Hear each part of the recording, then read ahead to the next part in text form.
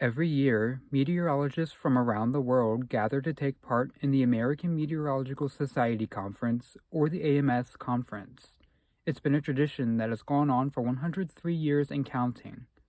This January, the 2023 AMS Conference was held in Denver, Colorado. Throughout the conference, attendees discussed various scientific disciplines and sectors of meteorology, such as broadcast meteorology, hydrology, and climatology, among others.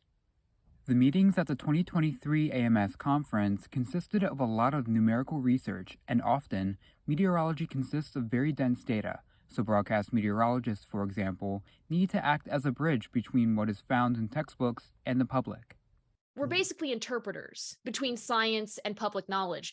And being able to have more and more resources to connect the two is really helpful. And also knowing how people react. That was part of what I learned was this is how people tend to react to the data. If you put numbers in a tweet about severe weather, or if you just use interpretive phrases like hurricane force winds.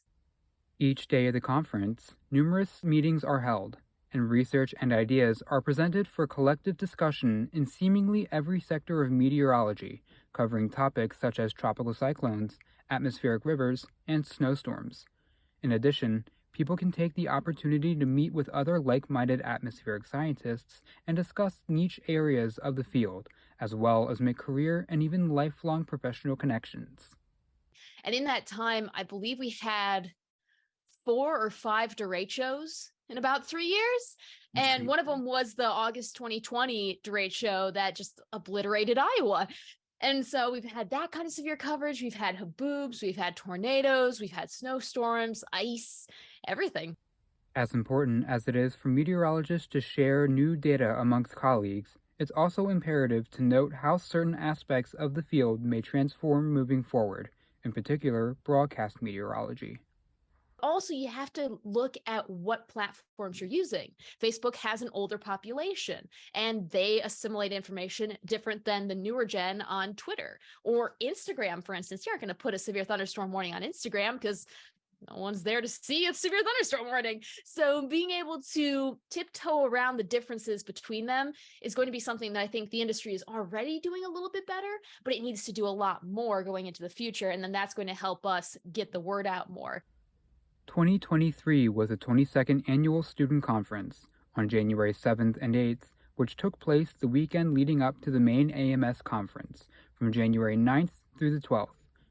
The Annual Student Conference is particularly beneficial for students looking to meet other aspiring meteorologists and atmospheric scientists. The student poster sessions are a great way for students from all over the country to network and learn new meteorological data shared in the research dozens of students present. Additionally, students are encouraged to attend the Career Resource and Graduate School Fair, where they can meet with representatives of companies in the field of meteorology and graduate school recruiters to see the abundant career and education routes they can take in the future. Both the Annual Student Conference and the AMS Annual Meeting present new ideas, career potential, and the opportunity for student and professional meteorologists alike to develop a sense of community.